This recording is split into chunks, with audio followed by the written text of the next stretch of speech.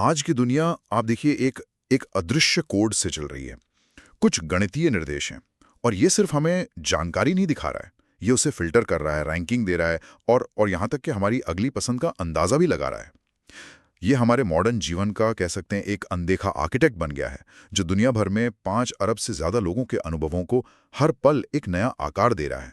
आज हम इसी अदृश्य कोड की परतें खोलेंगे, ये समझने के लिए कि यह हमारी सोच, हमारे समाज और हमारी अर्थव्यवस्था को किस तरह बदल रहा है। बिल्कुल। और ये चर्चा सिर्फ तकनीक के बारे में नहीं है, ये हमारे बारे में है। हम ये देखेंगे कि ये एल्गोरिदम कैसे हमारे दिमाग के अंदर काम करते हैं, कैसे वो हमारे सामाजिक रिश्तों को बदल रहे हैं और कैसे वो हमारी नौकरियों और लोन जैसी ज़रूरी चीज़ों पर असर डाल रहे हैं। हम खास तौर पर ब्लैक बॉक्स सिस्टम की बात करेंगे, मतलब ऐसे सिस्टम जिनकी अंदरूनी कार्यप्रणाली एक राज की तरह छिपी हुई है और वे कैसे चुपचाप हमारे फैसले लेने के तरीके को बदल रहे हैं। चलिए यहीं से शुरू करते हैं। साइकोलॉजिकल प्रभाव। मुझे एक लाइन बहुत पसंद आई जो मैंने हमारे श्रोतों में पढ़ी थी कि एल्गोरिदम इंसानी सोच के सूक्ष्म मूर्तिकार हैं। ये बहुत गहरी बात है। सोशल मीडिया को ही देखिए, मुझे याद है पहले हमें दोस्तों के पोस्ट बस समय के हिसाब से दिखते थे। जिसने अभी पोस्ट किया उसका ऊपर दिखता था। लेकिन अब तो सब कुछ एक भविष्यवाणी पर आधारित है। और वो भविष्यवाणी है डोपामाइन लूप। ये एक दिमाग का खेल है बेसिकली। हर बार जब हम अपनी फीड को रिफ्रेश करते हैं तो हमारा दिमाग एक छोटी सी उम्मीद से भर जाता है कि शायद कुछ मजेदार दिखेगा। जब कुछ अच्छा दिखता है तो हमारे दिमाग में डोपामाइन रिलीज होता है जो हमें खुशी का एहसास देता है, और जब कुछ नहीं मिलता तो हम फिर से कोशिश करते हैं। मतलब ये बिल्कुल एक स्लॉट मशीन की तरह है। आप लीवर खींचते हैं इस उम्मीद में कि शायद इस बार जैकपॉट लग जाए। अब जानते हैं कि हर बार नहीं लगेगा, लेकिन वो शायद इस बार वाली जो उम्मीद है वही आपको लीवर खींचते रहने पर मजबूर करती है। आपने बिल्कुल सही पकड़ा। और कंपनियां इस स्लॉट मशीन को और भी ज्यादा नशीला बनाने के लिए कई तरीके अपनाती हैं। एक है वेरिएबल रिवॉर्ड इंटरवल्स। अनिश्चित इनाम। हाँ, आपको नहीं पता कि अगली बार रिफ्रेश करने पर क्या मिलेगा, और यही अनिश्चितता हमें आदी बना देती है।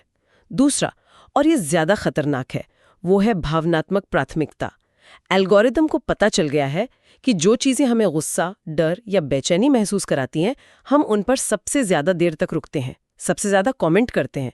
इसलिए वे ऐसे कंटेंट को जानबूझकर ज्यादा दिखाते हैं ताकि हम ज्यादा देर तक प्लेटफॉर्म पर टिके रहें। और तीसरा तंत्र क्या था? सुदृढ़ीकरण सीखना। ये सुनने में काफी जटिल लगता है। हाँ, इसे सरल तरीके से समझते हैं। ये हमारे दिमाग को तुरंत इनाम पाने के लिए ट्रेनिंग देने जैसा है। स्क्रॉल किया, कुछ मजेदार मिला, फिर स्क्रॉल किया, फिर कुछ मिला। धीरे धीरे हमारा दिमाग लंबे, गहरे और जटिल विचारों पर ध्यान केंद्रित करने की क्षमता खो देता है। उसे हर कुछ सेकंड में एक नई उत्तेजना चाहिए। नतीजा, हमारी ध्यान देने की क्षमता, हमारा अटेंशन स्पैन लगातार कम हो रहा है। हम एक गहरी किताब पढ़ने के बजाय छोटी छोटी रील्स में खो जाते हैं। ये तो सिर्फ सतह की बात हुई। मुझे जो चीज सबसे ज्यादा डराती है वो है एजेंसी क्षय या एजेंसी डिके का विचार। क्या इसका मतलब ये है कि हम अपनी निर्णय लेने की क्षमता खो रहे हैं? ये कुछ वैसा ही है जैसे सालों तक गूगल मैप्स का इस्तेमाल करने के बाद हमें अपने ही शहर की गलियां याद नहीं रहती। ये एक बेहतरीन उदाहरण है। एजेंसी क्षय बिल्कुल यही है। जब एल्गोरिदम हमारे लिए छोटे छोटे फैसले लेने लगता है, क्या देखना है, क्या सुनना है, क्या खरीदना है, तो हमारी अपनी फैसले लेने की जो दिमागी मांसपेशी है वो कमजोर होने लगती है। हम सोचने की जिम्मेदारी मशीन पर डाल रहे हैं। और इसी से जुड़ी एक और बात है जिसे विशेषज्ञ अंतर्बोध पर भरोसे में कमी कहते हैं। अपनी अंदर की आवाज पर भरोसा कम होना। हाँ, जब नेटफ्लिक्स या स्पॉटिफाई हमें हमसे बेहतर सिफारिशें देने लगते हैं तो हम धीरे धीरे अपनी गट फीलिंग पर शक करने लगते हैं। हम ये मानने लगते हैं कि डेटा हमारी भावनाओं से ज्यादा जानता है। हमारी पहचान अब सिर्फ हमारी नहीं रही, ये एल्गोरिदम के साथ मिलकर लिखी जा रही है। हर लाइक, हर क्लिक, ये सब हमारी एक डिजिटल प्रोफाइल बना रहा है जिसे क्वांटिफाइड सेल्फ कहा जाता है। हमारी असलियत और हमारी डिजिटल परछाई के बीच की रेखा एक तरह से धुंधली होती जा रही है। और ये मनोवैज्ञानिक बदलाव सिर्फ हमें व्यक्तिगत रूप से प्रभावित नहीं कर रहा, ये हमारे पूरे समाज के ताने बाने को बदल रहा है। अब एल्गोरिदम सिर्फ जानकारी खोजने में मदद नहीं करते, वे हमें बांटने का काम भी कर सकते हैं। यहीं से साझा यथार्थ के विखंडन का विचार आता है। इसे ऐसे समझिए कि अब हम सब एक ही सच्चाई की दुनिया में नहीं जी रहे हैं। कल्पना कीजिए, दो पड़ोसियों की, दोनों एक ही शहर में रहते हैं, एक ही चुनाव में वोट देते हैं, लेकिन एक के फोन पर हर समय अर्थव्यवस्था के चरमराने की खबरें आ रही हैं और दूसरे के फोन पर सिर्फ जलवायु परिवर्तन की चिंताजनक खबरें। तो जब वे शाम को मिलेंगे और देश की सबसे बड़ी समस्या पर बात करेंगे, तो दोनों को लगेगा कि दूसरा या तो बेवकूफ है या उसे परवाह नहीं है। दोनों अपनी अपनी जगह सही है, क्योंकि उनकी सच्चाई तो उनके फोन ने बनाई है। स्थिति एक आईनों का भंवर बना देती है। ये सिर्फ जानकारी का अंतर नहीं रह जाता, ये एक नैतिक विश्वासघात बन जाता है। लोग ये नहीं सोचते कि शायद तुमने कुछ अलग देखा है, वे सोचते हैं तुमने वही देखा जो मैंने देखा और फिर भी तुम मुझसे असहमत हो, इसका मतलब तुम एक बुरे इंसान हो। ये लोकतंत्र के लिए बहुत खतरनाक है। और इस समस्या को और भी जटिल ये बात बनाती है कि हमें पता ही नहीं कि एल्गोरिथम्स काम कैसे करते हैं। वे ब्लैक बॉक्स हैं। सही कहा। कंपनियां इन्हें अपना ट्रेड सीक्रेट बताकर इनकी कार्यप्रणाली को छिपाती हैं।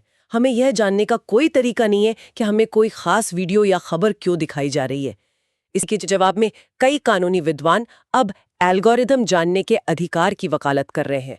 उनका तर्क है कि सोशल मीडिया प्लेटफॉर्म अब सिर्फ निजी कंपनियां नहीं रहीं, वे एक तरह से पब्लिक यूटिलिटी बन गई हैं और इसलिए उन्हें अपने सिस्टम में पारदर्शिता लानी होगी। लेकिन कंपनियां कह सकती हैं कि ये तो हमारा व्यापार है, हम अपने रहस्य क्यों बताएं? ये अधिकार इतना जरूरी क्यों है?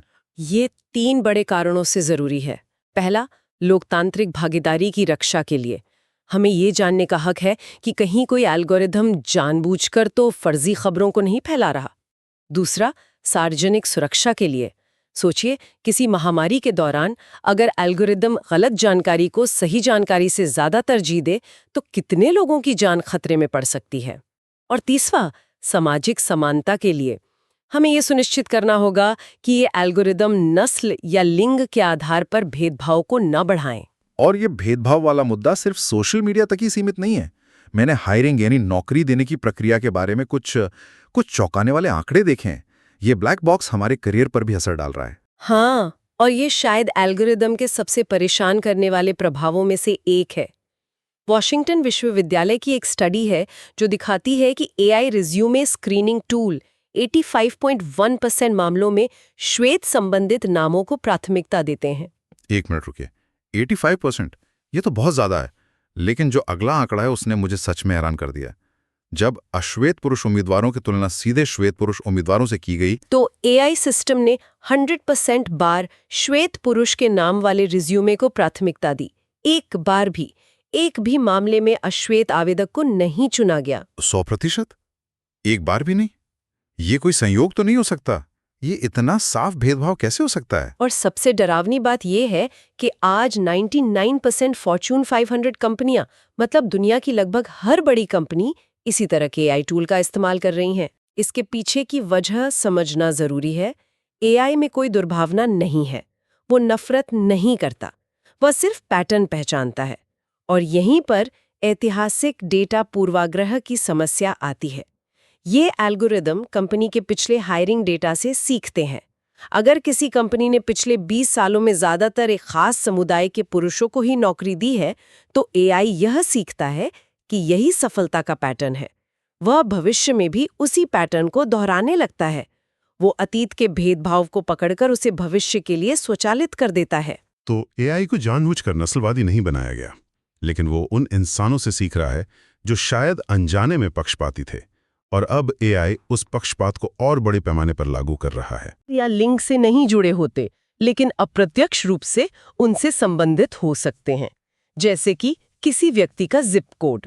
एआई को नहीं पता कि उस जिप कोड में कौन सी नस्ल के लोग रहते हैं, लेकिन वो ये सीख सकता है कि एक खास जिप कोड से आने वाले लोग ज्यादा सफल नहीं होते और वो उस पूरे इलाके के लोगों को खारिज करना शुरू कर देता है। या फिर रोजगार में आया गैप, ये मातृत्व अवकाश का संकेत हो सकता है, जिससे महिलाओं के खिलाफ भेदभाव हो सकता है बिना महिला शब्द का इस्तेमाल किए। आपने सही समझा। और ये भेदभाव सिर्फ हायरिंग तक ही सीमित नहीं है, वित्तीय क्षेत्र में भी इसका गहरा असर है। एक हालिया शोध से पता चला है कि क्रेडिट स्कोरिंग मॉडल में भी लैंगिक पूर्वाग्रह है। महिलाओं को पुरुषों की तुलना में लगातार 6 से 8 अंक कम मिलते हैं, भले ही उनका क्रेडिट इतिहास और भुगतान का रिकॉर्ड बिल्कुल एक जैसा हो। ये ब्लैक बॉक्स एल्गोरिदम भेदभाव को एक गणितीय निष्पक्षता का नकाब पहना देते हैं, जिससे इसे पकड़ना लगभग नामुमकिन हो जाता है। ठीक है, तो अब तक हमने देखा कि ये एल्गोरिदम्स हमारे दिमाग, हमारे समाज और हमारी नौकरियों को कैसे बदल रहे हैं। ये सब ज़्यादातर डिजिटल दुनिया में हो रहा है, लेकिन इनका असर हमारे भौतिक दुनिया, हमारी सड़कों और शहरों पर भी पड़ रहा है ना? हाँ, और ये एक ऐसा पहलू है जिस पर लोग कम ध्यान देते हैं। शहरी लॉजिस्टिक्स का उदाहरण लेते हैं। यूपीएस और यूबर जैसी कंपनियां अपने ड्राइवरों के लिए सबसे कुशल रास्ता खोजने के लिए बहुत जटिल रूट ऑप्टिमाइजेशन एल्गोरिदम यानी ROAs का उपयोग करती हैं। ये तो सिर्फ गूगल मैप जैसा नहीं होगा जो हमें सबसे छोटा रास्ता बताता है। नहीं, ये उससे कहीं ज्यादा उन्नत है। ये एल्गोरिदम्स हजारों संभावनाओं का विश्लेषण करते हैं। वे न सिर्फ दूरी बल्कि ट्रैफिक, मौसम, डिलीवरी के समय और यहाँ तक कि बाएं मुड़ने से बचने जैसी चीजों को भी ध्यान में रखते हैं। कुछ एल्गोरिदम तो चींटियों के झुंड के व्यवहार से प्रेरित हैं। इन सब का मकसद है समय और ईंधन बचाना। सुनने में तो ये बहुत अच्छा लगता है। दक्षता बढ़ रही है, प्रदूषण कम हो रहा होगा। इसमें कोई कमी हो सकती है क्या? यहीं पर एक बहुत ही दिलचस्प और विरोधाभासी विचार सामने आता है, जिसे जेविन्स पैराडॉक्स कहते हैं। ये 19वीं सदी का एक आर्थिक सिद्धांत है। इसके अनुसार जब हम किसी संसाधन का उपयोग करने में अधिक कुशल हो जाते हैं, तो हम अंततः उस संसाधन का उपयोग कम नहीं बल्कि ज्यादा करने लगते हैं।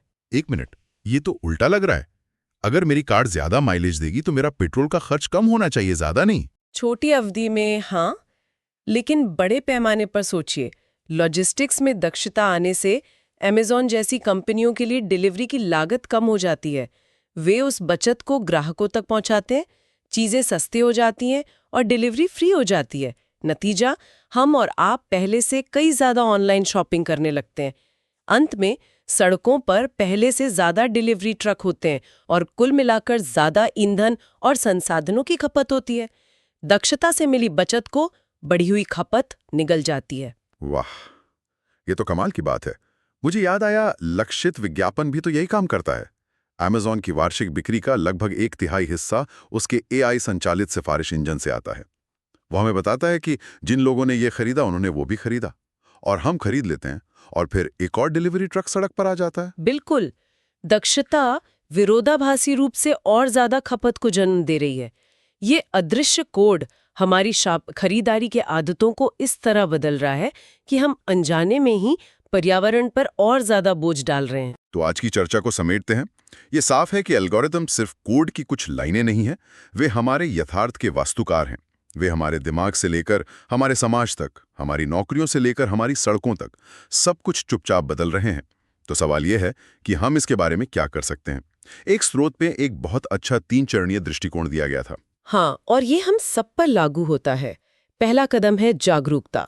ये समझना कि आपकी डिजिटल फीड दुनिया की खिड़की नहीं है, बल्कि आपके लिए बनाया गया एक आईनों का भंवर है। दूसरा कदम है विनम्रता। ये स्वीकार करना कि आपके दोस्त या पड़ोसी की फीड आपकी फीड से बहुत अलग हो सकती है। और तीसरा कदम है चुनाव। जानबूझकर ऐसे स्रोतों और विचारों की तलाश करना जो आपके विचारों से अलग हो, अपने इको चेम्बर से बाहर निकलना। ये एक बहुत ही व्यवहारिक सलाह है, और मुझे लगता है कि आज की चर्चा से ये भी साफ है कि ये कितने जटिल और महत्वपूर्ण विषय हैं। ऐसे ही और विषयों पर गहरी और विस्तृत चर्चा सुनने के लिए हमारे चैनल को सब्सक्राइब करें। और जाते जाते सोचने के लिए एक बात छोड़ जाती हूँ। हम सोशल मीडिया के दौर से एल्गोरिदमिक मीडिया के दौर में जा रहे हैं। टिकटॉक जैसे प्लेटफॉर्म इसका सबसे बड़ा उदाहरण है, जहां आप किसे फॉलो करते हैं ये मायने नहीं रखता। एल्गोरिदम ही तय करता है कि आप क्या देखेंगे। ये बदलाव इन प्लेटफॉर्म्स को यथार्थ को आकार देने की पहले से कहीं ज्यादा शक्ति दे रहा है। ये लत जैसी समस्याओं को बढ़ा सकता है, लेकिन ये एक अवसर भी है। जरा सोचिए, अगर हम इन शक्तिशाली एल्गोरिदम को सिर्फ मुनाफे और एंगेजमेंट के लिए नहीं बल्कि इंसानी तरक्की और कल्याण के लिए डिजाइन कर सकते, तो वो दुनिया कैसी दिखेगी? एक ऐसी दुनिया जो हमें वही दिखाती है जो हमारे लिए अच्छा है, न कि सिर्फ वो जो हमें गुस्सा दिलाता है।